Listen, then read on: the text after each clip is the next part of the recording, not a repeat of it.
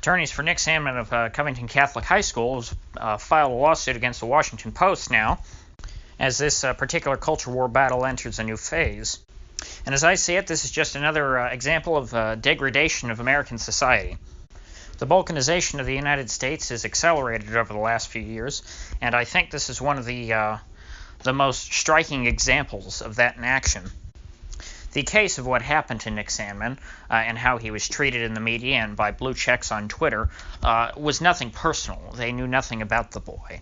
It wasn't that he was just picked as some target because somebody had a beef with him in particular. What this was an example of tribal warfare. It was a bunch of people on one side perceiving someone outside of their group and then projecting onto this boy all of the prejudices that they have towards the right side of America. This boy was regarded as Satan's spawn, not for any particular actions that he took, because if you watch the video, really didn't do anything. The boy just stood there. The reason why he's considered evil by the left and was so broadly condemned on that weekend was because he is a member of three groups that are outside of the left's wheelhouse and outside of their tribe. He's one white, he's two male, and three, he supports Donald Trump. And these three classifications put this boy's very existence beyond the left's Overton window, i.e. the range of acceptability in society. This boy is automatically considered to be an outcast within left-wing society, and therefore subhuman. Therefore, the fact that they would try and destroy his life and smear him and completely erase him from existence and ruin his career is a foregone conclusion, because, frankly, in their eyes, he never had a life to begin with. He didn't have anything to ruin, because he is already a tainted person. White men are bad enough on their own, but at least they can be somewhat redeemed if they, in the left's eyes, if they repent and accept everything that's wrong with them, and if they work the rest of their life to try and prop up black people or women or some other group that's considered oppressed in the intersectional hierarchy. By donning a red MAGA hat, though, in the left's eyes, this boy has accepted not only his privilege, but completely embraced it and openly flaunts it amongst the more oppressed groups of society, i.e. a Native American. That is why so many on the left labeled him smug and arrogant. They see his red hat as a symbol of the white male patriarchy and everything that they despise. So it's safe to say that the core of the left at this point are already completely disinterested in political discourse. There is no longer this assumption that while some people may disagree, they all have good intentions. The left no longer gives their opponents the benefits of the doubt. The presumption from the very beginning is that those who disagree are evil. Now, the right has been slower to adopt this mantra, but I do see it creeping up, and I think if the left continues it, that the right will completely embrace it, because what point is there in trying to negotiate with terrorists, as it were? Kurt Schlichter, on some of you may be familiar with Town Hall columnist, he's adopted this line, and I think he's a pretty mainstream thinking conservative. I mean, he's not in with Conservatism Inc., but he's not exactly beyond the pale as far as his actual policy opinions go. And he quite often repeats the line that, remember, the left wants to destroy you and your family. And of course, that's the case. We saw this with Mr. Sandmann, that there is a pretty broad acceptance on the left, that it is no longer acceptable really to hold right-of-center opinions. And of course, if that's the case, there is no room for compromise. There's only winning and losing. But of course, the problem with being the winner is that after you've won your political battles, there's still a very substantial contingent of losers within your society. Losers who are going to be dissatisfied with being subjugated to something that they themselves consider evil. So what do you do with the losers? That's what I'd like to know. Well, I think we got a taste of it with this whole Covington scandal. The Covington boys were regarded as losers, essentially, by the left, people who were on the wrong side of history, and the answer is that you will be destroyed. Now, if that's the case, how can there be any coexistence in this country between people who have different beliefs? The answer is, of course, that there can't be. Empathy is dead in this country.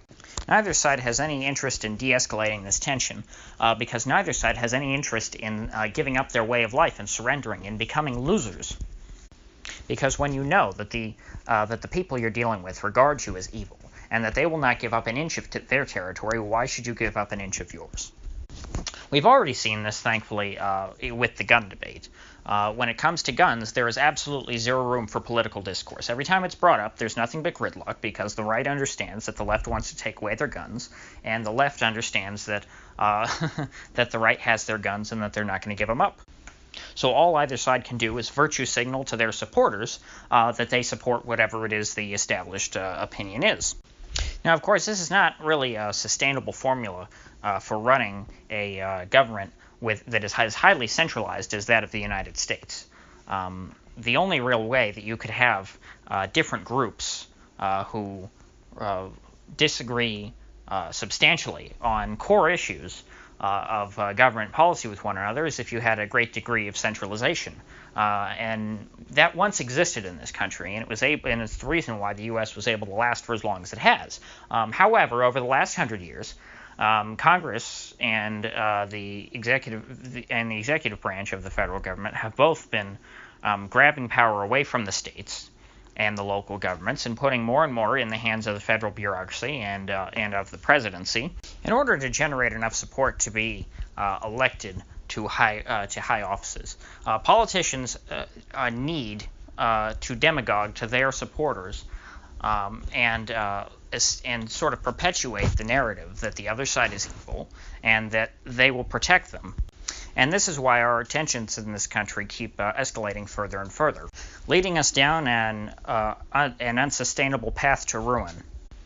The continued demonization of various groups of Americans in the eyes of other groups of Americans, the demonization of the right by the left, the demonization of the left by the right, which may or may not be valid from your perspective, regardless, will, in time, rip this country apart at the seams, which, again, is not necessarily a bad thing. If you're on one of those sides, then you'll finally be able to live in peace, perhaps, with people who agree with you. But it should be duly noted that this conflict would have never arisen had the centralization of power not occurred. Had we taken legislative rights really away from smaller units of government in which people could coalesce, people who actually did share each other's values could live together, and people in different states could agree to disagree.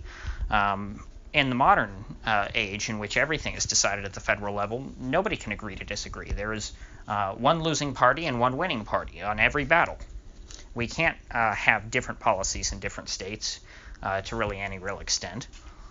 There is a pushback, but I don't think it'll be, there is a move towards federalism in some areas, like on marijuana, but it's minuscule. It'll never be enough to solve this looming crisis that's hanging over what once was the American society. If you've made it this far, please like the video and consider subscribing and tuning in for more commentary on news, war, and our fraudulent economy.